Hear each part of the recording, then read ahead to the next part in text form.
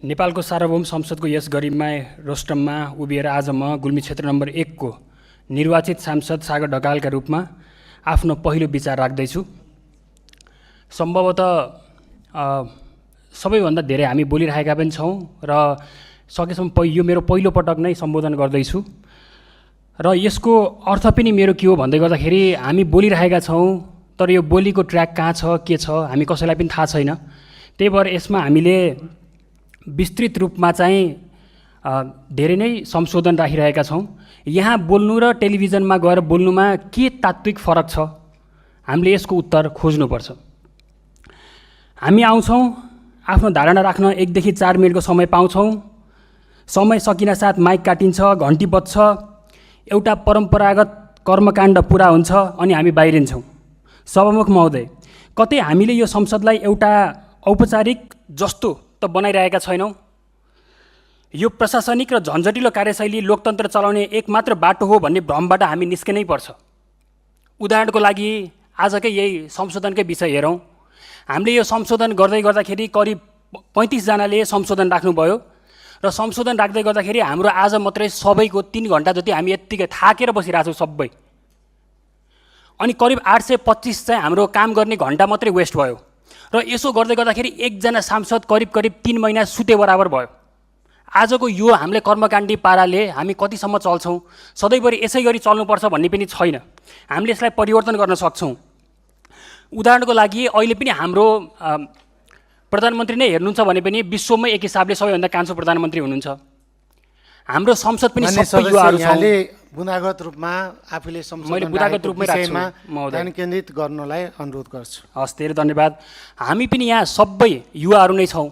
त्यही भएर यो युवाहरू अनुसार संसद पनि त्यसअनुसार हामीले नियमावली बनाउनुपर्छ भनेर मैले संशोधन राखेको छु र यो संशोधन चाहिँ विशेष गरी 56वटा नियममा चाहिँ हामीले संशोधन राखेको हुनाले यसलाई मैले समय चाहिँ अलिकति कम भएको हुनाले पनि छोटकरीमा मैले यस सम्बन्धी चाहिँ बुदागत रूपमा चाहिँ हजुर सामु चाहिँ राख्न चाहन्छु। पहिले चाहिँ हाम्रो संसदीय डिजिटल ड्यासबोर्ड हुनु पर्यो र यसको लागि चाहिँ हामी बोल्छौँ, शून्य समयमा बोलेका छौँ, आकस्मिक समयमा बोलेका छौँ, तर हामी सबै सांसदहरू बोलेका छौँ यसको ट्र्याक छैन। एउटा स्क्रिन बोर्ड चाहिँ हाम्रो संसद भवन बाहिर पनि को सांसद को माननीय ज्यू चाहिँ बोल्नु भएको छ, त्यो ट्र्याक रेकर्ड कहाँ छ, कुन मन्त्रालयमा छ, कुन विभागमा छ, त्यो ट्र्याक चाहिँ प्रत्येक दिन हेर्न पाउनु पर्यो र त्यो अपडेट पनि गराउनु पर्यो। र सँगसँगै यसमा चाहिँ सम्बन्धित मन्त्रीले पनि यस सम्बन्धी चाहिँ मैले कतिपय मन्त्रीहरूसँग पनि संवादमा छु, उहाँहरूले यहाँ संसदमा भइरहेका कुराहरू पनि उहाँहरूलाई जानकारी छैन। त्यही भएर यसमा पनि संशोधन गर्नुपर्छ भनेर विस्तृत रूपमा चाहिँ संशोधन राखेका छौँ। र अर्को चाहिँ हामीले विद्युतीय माध्यम भनेर भनेका छौँ, हामीले डिजिटल सिग्नेचर युज गरिरहेका छैनौँ। कतिपय यहाँ माननीय सांसदहरूको अफिसियल इमेल पनि छैन होला। अफिसियल इमेल पनि हामीले प्रोफेसनलिजम पनि यसलाई अङ्गीकार गर्नुपर्छ यो संसदमा। त्यही भएर डिजिटल माध्यम भन्दै गर्दा हामीले व्हाट्सएपहरू युज गरिरहेका छौँ, व्हाट्सएपमा मेसेजहरू आइरहेका छन्।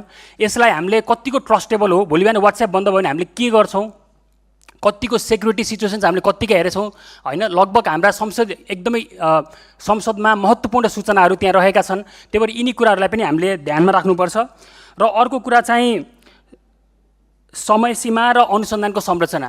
हाम्रो संसदमा सबै सांसदहरूलाई हामी एक्लै नै छौँ। एक हिसाबले यत्रो सरकारले विधेयक लिएर आइरहेको हुन्छ, कानुनहरू लिएर आइरहेको हुन्छ, लिएर आउँदै गर्दाखेरि हामीले संशोधन गर्नको लागि हामी एक्लै नै छौँ। एक हिसाबले एउटा मात्रै दिमागले यत्रो सरकारले ल्याइरहेको संरचनाबाट ल्याइरहेको अनुसन्धानका कुराहरूलाई हामीले पर्गेल्नको लागि, विस्तृत रूपमा अनुसन्धान गर्नको लागि हामीलाई अनुसन्धान कर्मीहरू पनि हामीसँगै हुनुपर्छ। अझ विशेष गरी प्रतिपक्ष साथीहरूलाई अझै बढी चाहिँ यसको माग हुनुपर्छ जस्तो लाग्छ र उहाँहरूलाई पनि अनुसन्धानकर्ताहरू चाहिँ यसको व्यवस्था हामीले गर्नुपर्छ।